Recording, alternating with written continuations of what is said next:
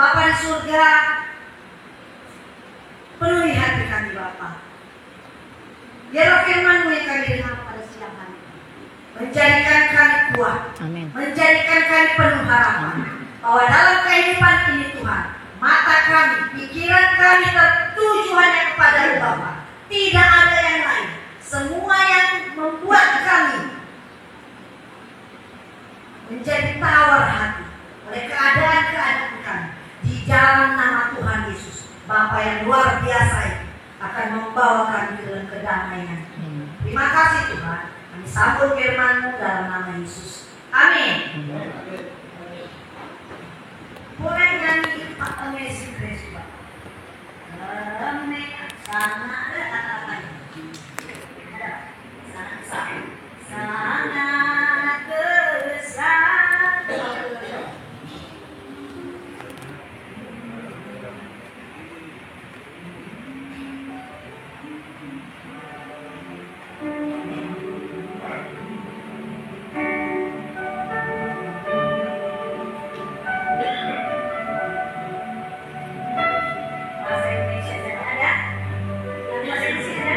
Ada kidung jemaat itu ada.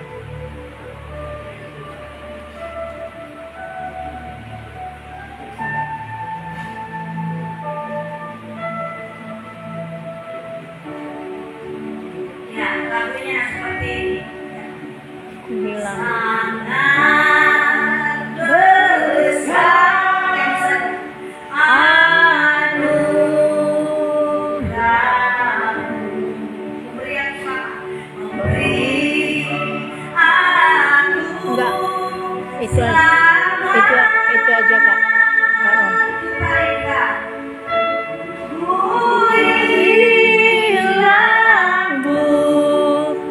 Tak bercela, olehnya aku sembuh. Ajaib benar anugerah pembaru hidupku.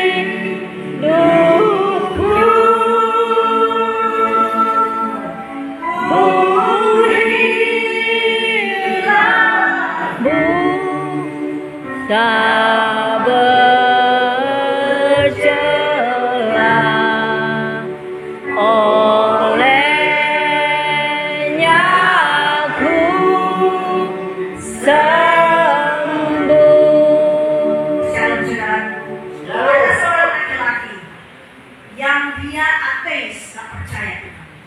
Karena apa? Kehidupannya makmur, tak ada yang tidak bisa diraihnya. Dia katakan, tidak percaya Tuhan. Semua bisa Tuhan. Maka satu kali, bapak ini, laki-laki ini berlayar. Dan di tengah perlayaran dia mengalami ombak yang luar biasa. Dan kapten kapal sudah menyampaikan, kita tidak akan bisa selamat satu kapal. Sementara bapak ini mempunyai harta yang berlimpah dan dia naik kapal untuk beribu jalan-jalan. Ketika kapten kapal itu bilang, semua orang yang ada di sini yang punya keyakinan berbeda, mari berdoalah menurut keyakinan, karena kita tidak akan selamat. Maka bapak ini berdiri di geladak itu. Dia lihat betapa besarnya angin itu dan laut itu bergelora dengan apa? Ombak yang besar-besar. Dan dengan matanya melihat sendiri, memang benar tidak akan selamat. Maka dia yang tak percaya ada di Tuhan. Di situ hatinya. Di situ hatinya berkata, ternyata Engkau sungguh besar. Baru sekarang kulihat kebesaran-Mu. Baru sekarang ku tahu Engkau ada Tuhan. Maka melalui mata yang dilihat, peristiwa yang dialami, terciptalah Amazing Grace.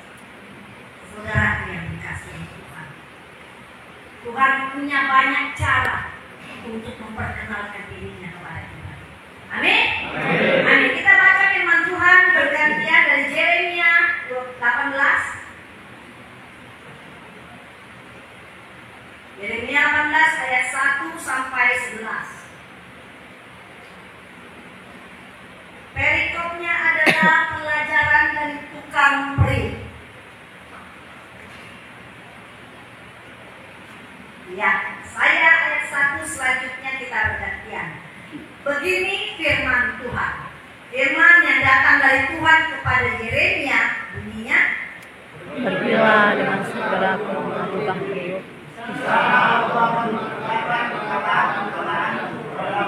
lalu pergilah aku ke rumah tukang periuk, dan kebetulan dia sedang bekerja dengan pelarikan.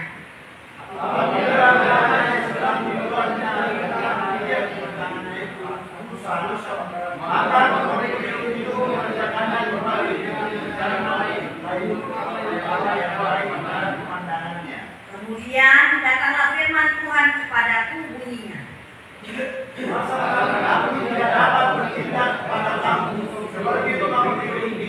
Hai kaum Israel, demikianlah firman Tuhan.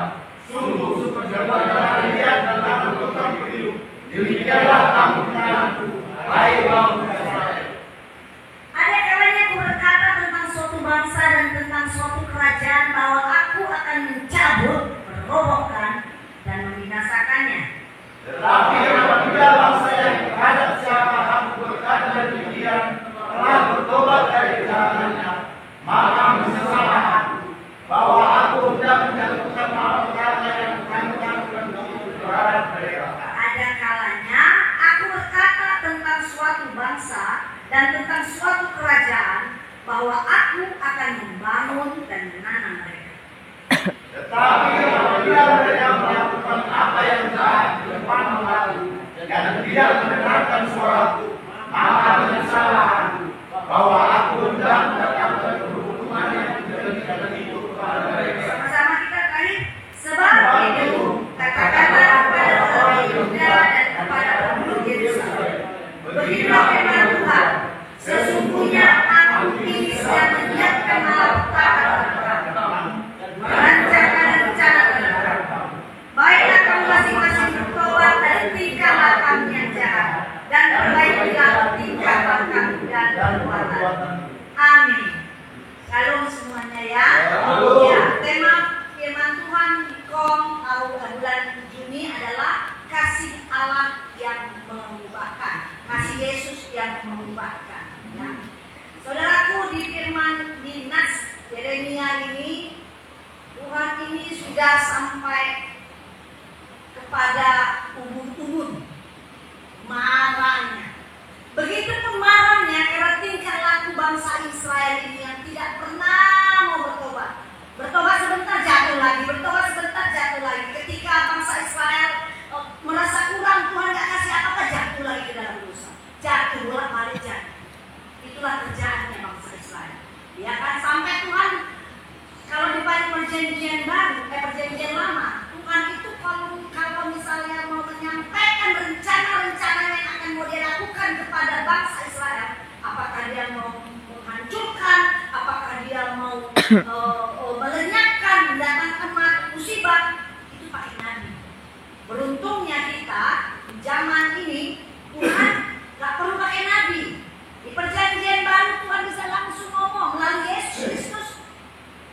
Kita bisa dapat jawaban, kita bisa dapat teguran, kita bisa dapat tahu bahwa oh Tuhan, apa yang harus kulakukan, Tuhan bisa pimpin. Nah, di kisah ini memang bangsa Israel yang sangat keras hati, gak punya hati untuk selalu bersyukur, dikasih makanan mana tetap juga jatuh dalam dosa, dikasih burung puyuh juga jatuh ke dalam dosa. Nah, kali ini Tuhan menyampaikan kepada Yeremia bahwa dia sudah akan melakukan niatnya untuk mau membuat satu tindakan atas kemarahan.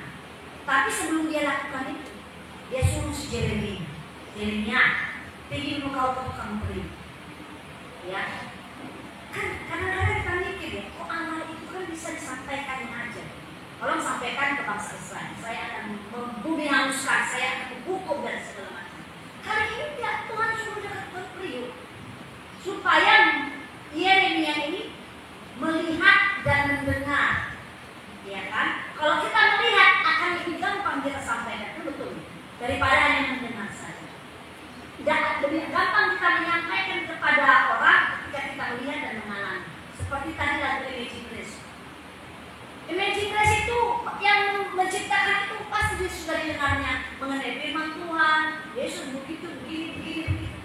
Tapi dia nggak alami. Jadi dia nggak pernah tersentuh. Jika dia alami ibadah itu, dia baru tahu Tuhan kemana. Ya, nah, Yeremia sendiri melihat tukang periuk apa yang dilakukan. Siapa tukang periuk?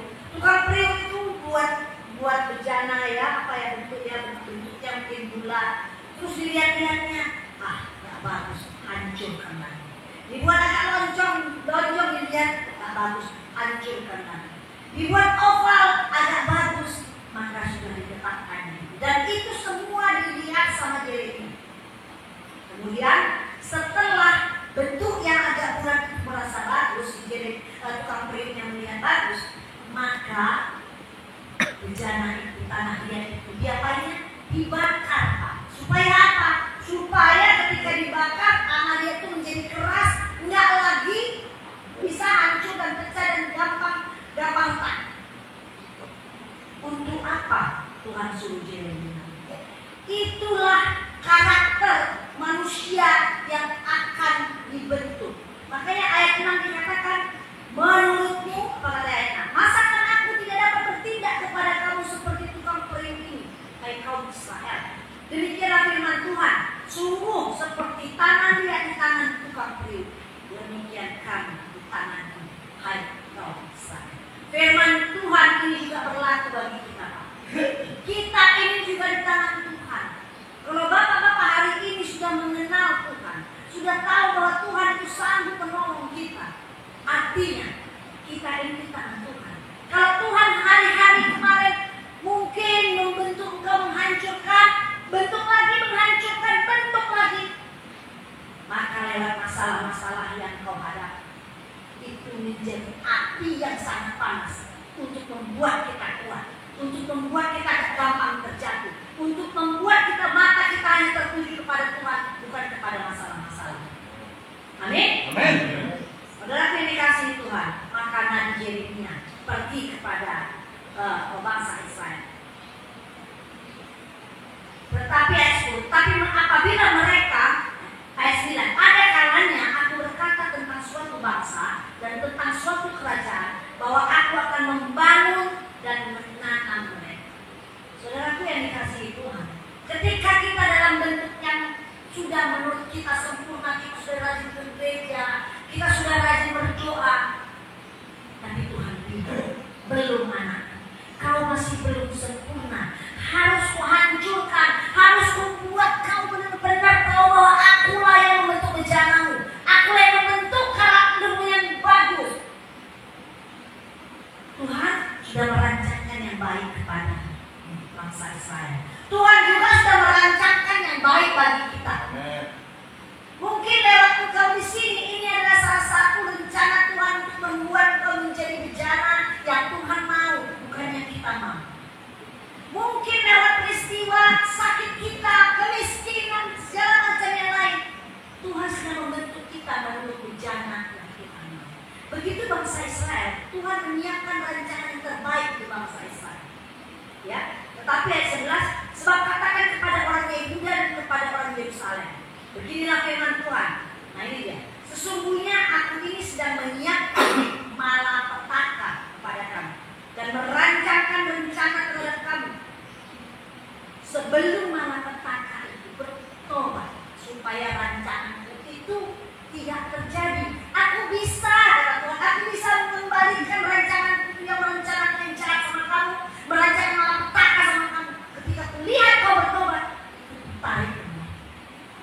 Ayat 12, tapi mereka berkata, ayat 11 ya, 11. Sebab itu katakan kepada orang Yehuda dan kepada penduduk Yerusalem, beginilah firman Tuhan, sesungguhnya aku ini sedang menyiapkan malapetaka terhadap kamu dan merancangkan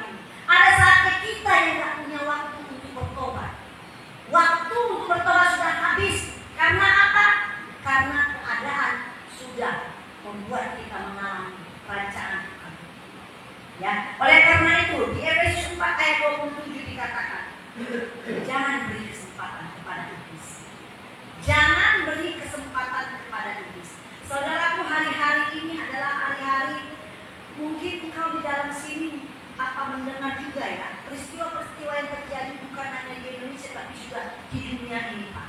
Ini sudah waktunya akhir zaman. Waktu tinggal sedikit lagi. Jangan buang waktu kita yang sedikit itu untuk tidak bertobat dan kembali kepada jalan Tuhan. Karena apa? Pernahkah kau berpikir ini malah tidak ada lagi? Meski engkau masih harus menjalani hukuman di sini mungkin 5 tahun, 7 tahun lagi. Belum tentu, Pak. Dunia ini sedang tidak baik-baik. Perang sana, perang sini. Mungkin kau bisa melihat puing-puing kayak apa, bangunan-bangunan yang sudah hancur. Untuk masa Indomie tidak ada. Di mana, Mas? Kalau kita selalu memikirkan keadaanku seperti ini, keluargaku seperti ini, tidak ada harapan tidak ada. Dengarkan baik, Bapak sekalian. Pertobatan hanya itu yang diminta Tuhan. Enggak ada yang lain. Supaya apa? Ketika harinya Tuhan, sebelum Tuhan Yesus datang kedua kalinya, itu ada pengangkatan, Pak. Supaya yang tidak berangkat itu mengalami hal-hal yang mengerikan, mengalami penderitaan yang lebih lagi. Orang-orang yang terangkat ketika Yesus datang di awal-awal, namanya rapture, diangkat. Meski engkau di sini kita juga bisa berangkat. Dan kiamat belum terjadi. Bagaimana kita juga akan menjadi bagian dari orang yang diangkat? Jika kita tetap bersama dengan Tuhan. Kita dalam pertobatan yang sungguh-sungguh. Enggak panas-panas, kuku panas, balik dalam dosa, balik lagi ke doa, berdosa lagi, balik lagi kepada Tuhan. Tuhan tidak mau. Kalau masih ada kesempatan itu masih oke. Kalau tidak ada kesempatan, maka tempat kita di mana? Saudara yang dikasih Tuhan. Iblis pandai sekali membuat kita ini hati kita ini ya masih menimbang-nimbang, oh ini ada bisa dibuat, oh ini nanti berdoa lagi. Itulah rancangan iblis yang penipu itu pandai sekali membuat kita jatuh dalam itu. Saudaraku yang dikasih Tuhan, Allah terus memproses kita untuk menjadi lebih baik. Saya mau cerita satu orang ya, jemaat kita di satu hutan. Bapak ini karena di hutan masih belum sidang. Bapak ini membuat satu kejahatan dan hukumannya adalah 11 tahun. Dan gak pernah gereja, gak pernah tahu yang namanya dulu. Nah, bulan lalu adalah penentuan dia untuk dijatuhi berapa yang harus dijalani. Dia datang. Dia bilang, aku Bu tidak pernah yang tahu namanya itu. Tak pernah gereja sana, sangat jahat perilaku dari yang kecil sampai sekarang ini Bu. Setiap kali aku melakukan yang jahat otakku ini di hati. Dan sekarang aku dituntut 11 tahun. Dia bilang, kalau aku berdoa Bu, kira-kira Tuhan itu bisa kasihannya aku. Bisa nggak? Aku nggak membayangkan Bu dalam 11 tahun hukuman itu. Aku tidak bisa membayangkan Bu panjangnya hukuman yang akan kujalani. Tapi kalau aku bertobat Bu, sungguh-sungguh bertobat, aku mencari Tuhan. Kira-kira Bu, Tuhan itu hatinya mau lembut ya dengan aku yang sekarang ini bukan orang yang baik. Saya bilang, Tuhan tahu kau sungguh-sungguh berdoa ataukah sedang mengasukkan proposal kepada Tuhan. Tuhan tahu. Kau proposal ya Tuhan, nanti kalau kau bisa tolong aku supaya hukuman 11 tahun, aku akan baik, aku akan bertobat. Tuhan tahu. Apakah betul-betul Bapak betul-betul bertobat, memang menyesal dan mencari Tuhan dan menyerah? Tuhan tahu. Kalau memang Bapak benar-benar sungguh-sungguh bertobat, maka Tuhan yang penuh kasih, Dia akan mendengarkan apa yang kau inginkan. Masih jangan dia, kita berdoa buat dia. Dan saya bilang tetaplah berdoa dan Tuhan pasti akan mendekat kepadamu. Ketika kau mendekat kepadamu, Tuhan pun akan mendekat. Ketika kau menjauh daripada Tuhan, maka Tuhan pun akan menjauh. Maka barusan minggu lalu kalian bertemu, dia mengalami Tuhannya dari 11 tahun cuma 6 tahun. Luar biasa. Dia bilang Tuhan itu ada ya. Tuhan itu ternyata ada ya. Ya ada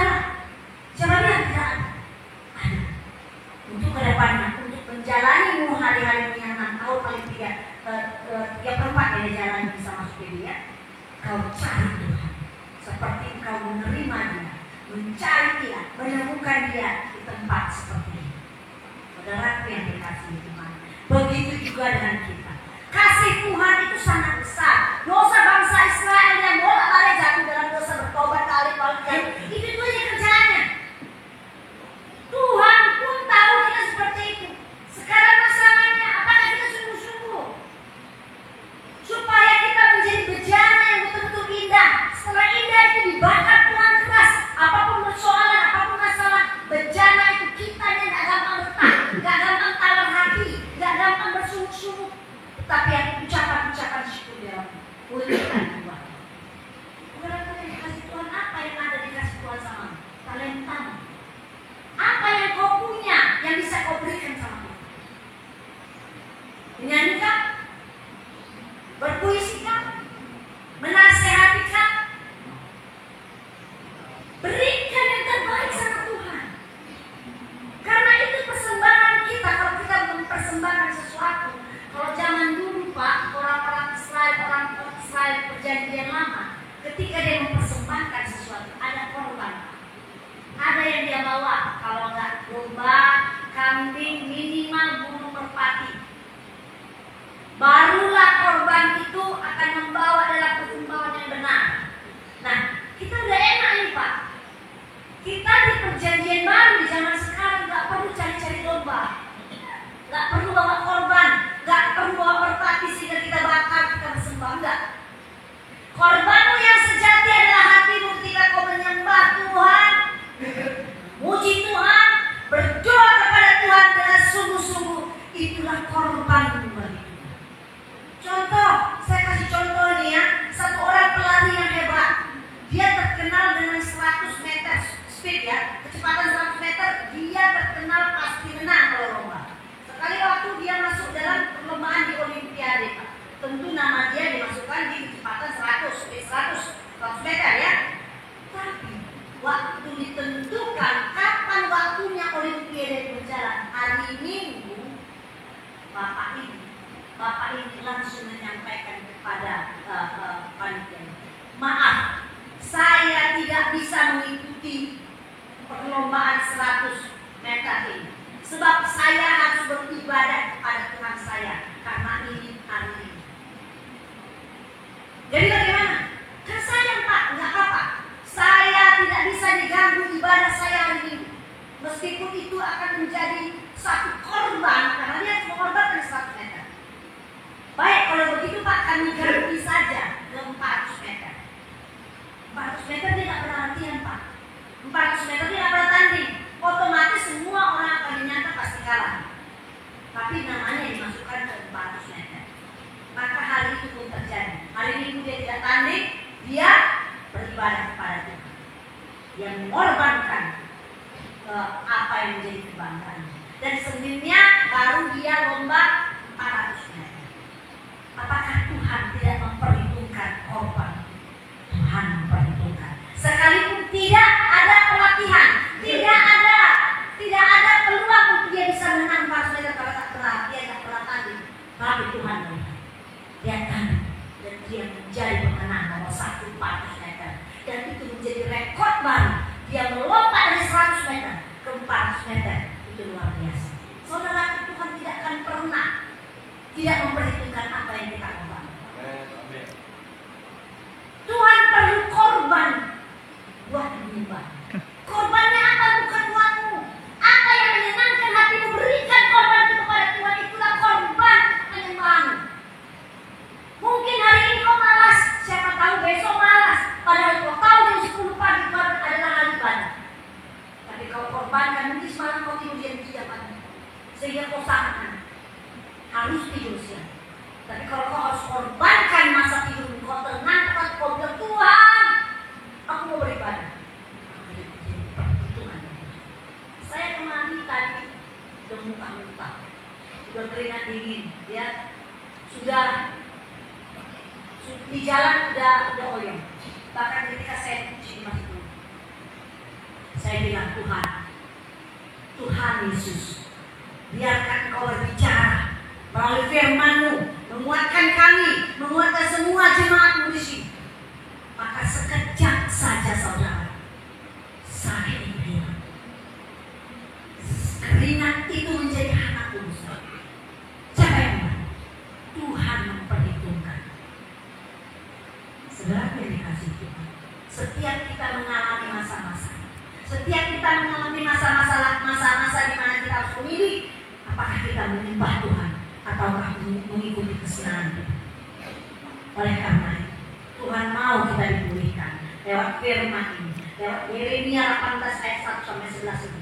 Tuhan mengatakan kita ini di tangannya seperti bejana yang siap dibentuk. Siapapun kita Pak, mau kita adalah orang yang tidak menyenangkan oleh manusia lain, akan dibentuk menjadi manusia yang berguna, manusia yang menyenangkan, bahkan manusia yang dipakai untuk menjadi alat Tuhan. Amin.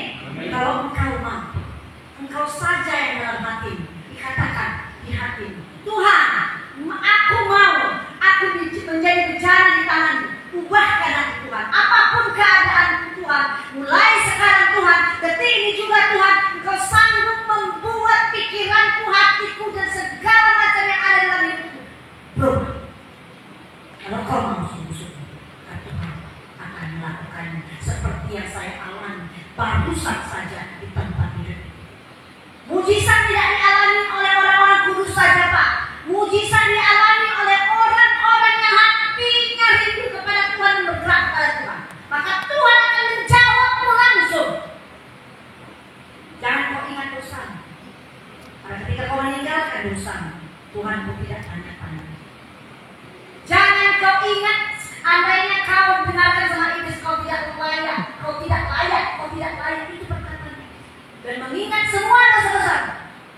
Tapi kalau hati mengatakan, Tuhan tolong, ubahkan aku bagaikan bencana ini, supaya rancanganmu untuk membuat seperti Tuhan buat rancangan malapetaka kepada Israel diganti Tuhan menjadi rancangan yang indah. Amin. Saudaraku yang dikasihi Tuhan, meski kesaksian sebulan yang lalu aku menunggu hari ini, semoga ada kesaksian dari engkau dan Bapak ini yang menyaksikan lewat Mazmur. Itu haleluya, saya semangat sekali ya mendengar Pak Sipayung biasanya memuji Tuhan numpang sama orang lainnya, tapi hari ini saya lihat Pak Sipayung menyanyi sendiri, luar biasa ya. Padahal saya menunggu, adakah kesaksian yang kau alami, ada kebaikan Tuhan yang kau alami dalam sebulan kita nggak dapat ketemu. Saya menantikan, ternyata belum ada, tapi saya kasih kesempatan, ada kan? Ayo jangan malu. Kesaksian apa yang bisa kau kasihkan sama Tuhan yang akan diperhitungkan Tuhan ketika kau berdiri di sini saudara? Ada kan? Ayo, jangan malu-malu. Meskipun kesaksian itu kecil saudaraku, itu akan menjadi sesuatu yang menyenangkan hati Tuhan. Ada? Ayo, kamu juta ada? Kamu KTP ada? Ada? Ayo sini, mari saksikan. Apa yang kamu saksikan? Mungkin tiba-tiba kemarin suaramu habis, hari ini tiba-tiba jadi indah. Hah? Ada? Nggak ada. Saya mau lihat Pak Sinaga sudah keluar ya? Pak Sinaga yang pakai tongkat sudah bebas ya. Semoga yang dia bilang, Bu, saya akan tidak di 1000 lagi, saya akan pindah. Haleluya ya. Saya bersyukur bertemu dengan Pak Sinaga yang dipulihkan Tuhan ya. Luar biasa. Adakah yang lain? Ayo. Gak ada. Oh haleluya ya. Biarlah engkau mengalami ke depan, dari hari ini ke depan, keajaiban Tuhan. Jangan buang waktu. Tuhan bilang, Tuhan, keajaiban apa, mujizat apa yang akan kau berikan, ku nikmati, ku jalani hari ini. Itu katakan ketika kau bangun tidur saudara. Tuhan, mujizat apa yang boleh ku nikmati hari ini? Minta sama Tuhan. Ketika kau minta, maka itu diberikan. Mungkin hatimu keras, mungkin hatimu penuh kebencian, mungkin kau melihat sesuatu, mungkin kau dari merokok tidak merokok. Minta sama Tuhan saudara. Itu bukti bahwa kau mengenal Tuhan. Itu bukti bahwa kau tahu Tuhan tidak pernah meninggalkan. Dia akan memperkenalkan dirinya kepadamu. Dia akan menyentuh engkau dengan apa yang engkau akan alami dalam kehidupannya. Amin. Kita Bapa, terima kasih Tuhan. Kami percaya bahwa di surga, di tempat ini Tuhan, ketika firman-Mu disampaikan, Bapa di surga seperti bejana di tangan. Kami semua jemaat-Mu Tuhan Yesus, mau dibentuk seturut dengan kehendak. Kami Tuhan mau Bapa untuk Engkau proses, bahkan Tuhan rancangan-rancangan-Mu Tuhan yang Engkau tetapkan untuk orang-orang yang tidak bertobat seperti orang Israel akan berubah dengan kasih sayang-Mu dan Engkau mengubahkannya ketika setiap kami bertobat. Tuhan Yesus, kami sudah mendengar firman dan siang hari ini hamba berdoa Tuhan, biarlah Tuhan umat kepunyaan-Mu di tempat ini mulai hari ini boleh mengalami Engkau, mengalami keajaiban-keajaiban mujizat terjadi. Tuhan Yesus, biarkan mereka mengalaminya Tuhan. Kami percaya Bapa Engkau ada, Engkau selalu ada bagi orang yang mencari, Engkau berseru kepadamu. Tuhan terima kasih Yesus, terpujilah nama-Mu. Bila sebentar lagi kami akan berpisah, maka Hamba menyerahkan semua jemaat-Mu di dalam tangan-Mu. Hati mereka, pikiran mereka, jiwa mereka, keluarga mereka, orang-orang yang dikasihi mereka, masa depan mereka dari tangan-Mu Bapa di surga. Dan biarlah ya Tuhan Yesus, setiap hari mereka boleh mendengar firman-Mu, itu memberikan kekuatan bagi mereka. Terima kasih Tuhan Yesus, terpujilah nama-Mu. Di dalam nama Tuhan Yesus kami mengucap syukur dan kami berdoa. Amin.